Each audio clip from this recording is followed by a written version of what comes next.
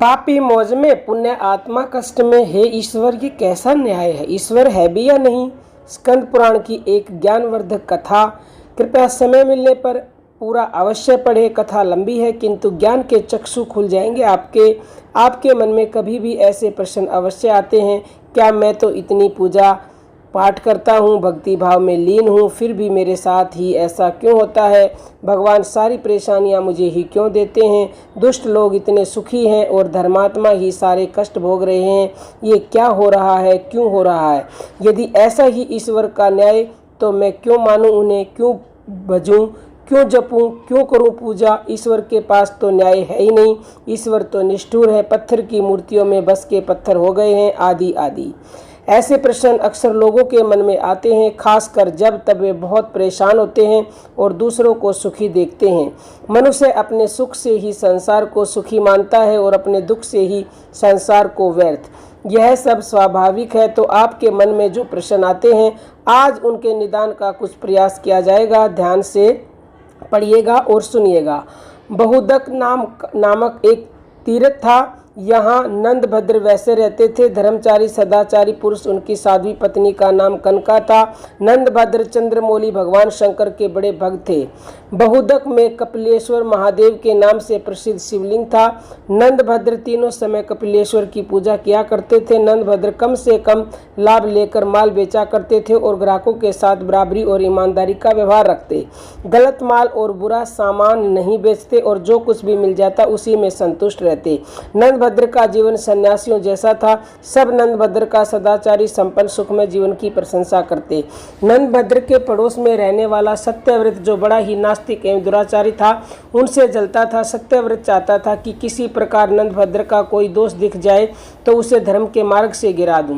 नंदभद्र पर झूठे आरोप लगाना और सदा उनके दोष ही ढूंढते रहना उसका स्वभाव बन गया था। दुर्भाग्यवश अचानक नंदभद्र का इकलौता पुत्र गंभीर रूप से बीमार हो गया। नंदभद्र ने दुर्भाग्यमान शोक नहीं किया। पुत्र के बाद उनकी पत्नी कनका भी गंभीर रूप से बीमार हो गई। नंदभद्र पर विपत्तियां आई देखकर उनके पड़ोसी सत्यव्रत को बड़ी खुशी हुई। उसने सोचा कि शायद नंदभद्र को धर्म से भटकाने का यही अवसर है। उसने नंदभद्र को सांत्वना देने का ढोंग करते हुए कहा, तुम्हारे जैसे धर्मात्मा को यह दुख उठाना पड़ रहा है। लगता है कि धर्म कर्म सब ढकोसला है। कई बार सोचा कि मैं तुमसे कहूँ पर संकोचवश कहा नहीं। दिन में 3 बार पूजा स्तुति सब व्यर्थ। भैया नंदभद्र, धर्म के नाम पर क्यों इतना कष्ट उठाते हो? जब से तुम इस पत्थर पूजन में लगे हो तब से कोई अच्छा फल तो मिला नहीं। इकलौता पुत्र पत्नी दोनों बीमार हैं। भगवान होते तो क्या ऐसा फल देते? पुण्य और पाप सब कुछ कल्पना है। नंदभद्र, तुम्हें तो मेरी यही सलाह होगी कि झूठे धर्म को छोड़कर आनंद पूर्वक खाओ पियो और भोगो, यही सत्य है। सत्यव्रत की बातों का नंदभद्र पर कोई प्रभाव न पड़ा। वह बोले, सत्यव्रत जी, आप अपने आप को ही धोखा दे रहे हैं। क्या पापियों पर दुख नहीं आते? क्या उनके पुत्र स्त्री बीमार नहीं होते? जब सज्जन दुखी होता है तो लोग सहानुभूति जताते हैं, पर दुराचारी के दुख पर कोई सहानुभूति नहीं दिखाता। अतः धर्म पालन करने वाला ही ठीक है। अंधा सूर्य को नहीं जानता, पर सूर्य तो है। ईश्वर के बिना संसार का संचालन नहीं होता। सत्यव्रत ने उसे टोक कर पूछा, देवता हैं तो दिखाई क्यों नहीं देते? नंदभद्र ने कहा, देवता आपके पास आकर याचना नहीं करेंगे कि हमें आप मानिए। बातचीत बहस में बदलने लगी। नंदभद्र अधिक विवाद नहीं चाहते थे, उठकर चले गए, पर उनके मन में यह विचार आया कि भगवान सदाशिव का साक्षात दर्शन करके पूछूं, आपके बनाए संसार सुख दुख जन्म मरण आदि क्लेश क्यों है? यह दोष रहित क्यों नहीं है? नंदभद्र शिव मंदिर आए।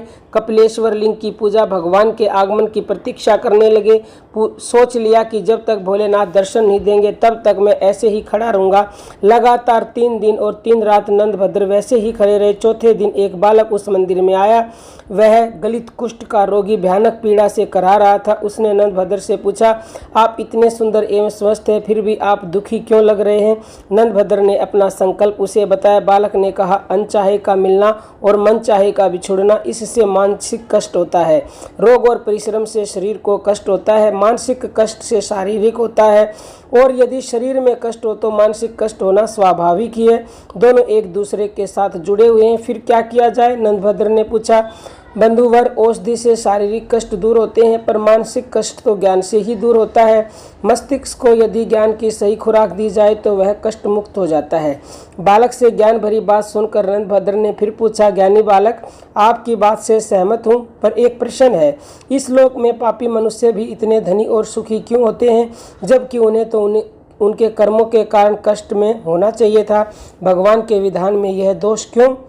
बालक ने कहा, सुख और दुख किसे कहते हैं, यह समझ का फेर है। मैं थोड़ा विस्तार से आपको बताता हूँ। संसार में 4 प्रकार के लोग हैं। पहले वे जिनके इस लोक में तो सारे सुख सुलभ हैं, धन दौलत सत्ता प्रभाव बाहुबल सब कुछ, परंतु परलोक में उन्हें कुछ भी प्राप्त नहीं होता। उनके पूर्व जन्मों के जो पुण्य शेष हैं उसे वह इस लोक में भोग रहे हैं, लेकिन वे नए पुण्य नहीं कमाते। ऐसे लोगों का सुख भोग केवल इसी लोक तक है।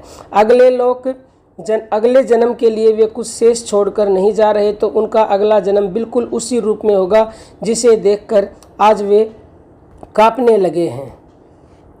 दूसरे वे लोग हैं जिनके परलोक में सुख का भोग सुलभ है, परंतु इस लोक में नहीं, क्योंकि उनके पिछले जन्म के संचित पुण्य हैं ही नहीं। वे तपस्या करके नए पुण्य कमाते हैं, उससे परलोक में सुख का भोग प्राप्त होगा। तपस्या से अर्थ केवल देव साधना ही नहीं होता, कर्म साधना भी तप है। उचित कर्म किसी भी तप से कम नहीं, क्योंकि इस संसार में रहते हुए सभी मार्ग पर चलना कठोर साधना से ज़्यादा कठिन है। तीसरे वे लोग जिनके लिए इस लोक में भी और परलोक में भी सुख भोग मिलता है, क्योंकि उसका पहले का किया हुआ पुण्य भी विद्यमान है, और इस लोक में आकर भी वे उत्तम कर्म का अनुसरण करते हुए कर्म तप से नए पुण्य बनाते रहते हैं। ऐसे लोग कोई ही होते हैं। चौथा, वे लोग जिनके लिए न तो इस लोक में सुख है न ही परलोक में उनके पास पहले का कोई पुण्य संचित तो है ही नहीं, और इस लोक में भी वे पुण्य कमा नहीं रहे। ऐसे नीच जनों को धिक्कार है। वे सर्वथा त्याग के योग्य हैं और इस लोक में अपमानित होते हुए ही जीवन बिताते हैं, और न जाने कितने जीवन ऐसे ही बीतेंगे तब तक जब तक कि मेरी तरह उन्हें किसी तपस्वी का मार्गदर्शन न प्राप्त हो जाए।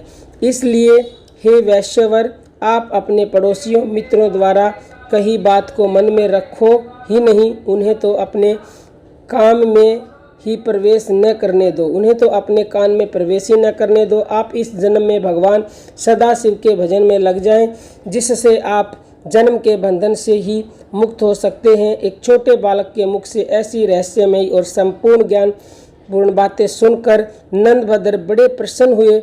उनका सारा भ्रम सारी शंका का निवारण हो चुका था।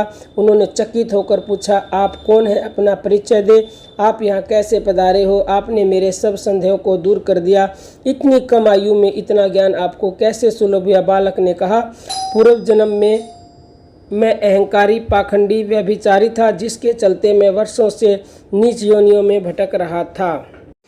भगवान वेदव्यास की ऐसी कृपा की कि वे हर योनि में मुझे मुक्ति मार्ग बता देते। उन्होंने ही मुझे आपके पास भेजा है। अब मैं 7 दिन के बाद इसी तीर्थ में मरूंगा। आप मेरा अंतिम संस्कार कर दीजिएगा। वैश्वर, ज्ञान का आयु से कोई संबंध नहीं है। ईश्वर को जिसे ज्ञान प्रदान करना होता है, जिसे माध्यम बनाकर उसे अपने भक्त को जागृत करना होता है, उसे चुन लेते हैं। वह कोई भी हो सकता है, मेरे जैसा कुष्ठ पीड़ित जीव भी, अतः सहज भाव से स्वीकार करना चाहिए और ज्ञान जिससे भी मिल सके उसके प्रति विनीत रहना चाहिए। ऐसा करने से ईश्वर सदा आपको ज्ञानवान बनाए रखते हैं, किसी न किसी को भेजते रहते हैं। इतना बताकर उस बालक ने सूर्य मंत्र का जप करना आरंभ किया। कुष्ठ के निवारण के लिए सूर्य मंत्र का जप ही किया जाता है। भगवान श्री कृष्ण के पुत्र शाम ने भी सूर्य की उपासना से कोढ़ से मुक्ति पाई थी। 7वें दिन उस बालक ने अपने प्राण त्याग दिए। नंदभद्र ने विधि पूर्वक उसका अंतिम संस्कार किया। नंदभद्र को जीवन की सच्चाई और सार्थकता का बोध हो गया था। शेष जीवन उन्होंने भगवान शिव और सूर्य की उपासना में लगा दिया तथा अंत में जीवन मरण से मुक्ति पाकर भगवान शिव का साक्षात प्राप्त किया। स्कंद पुराण की कथा।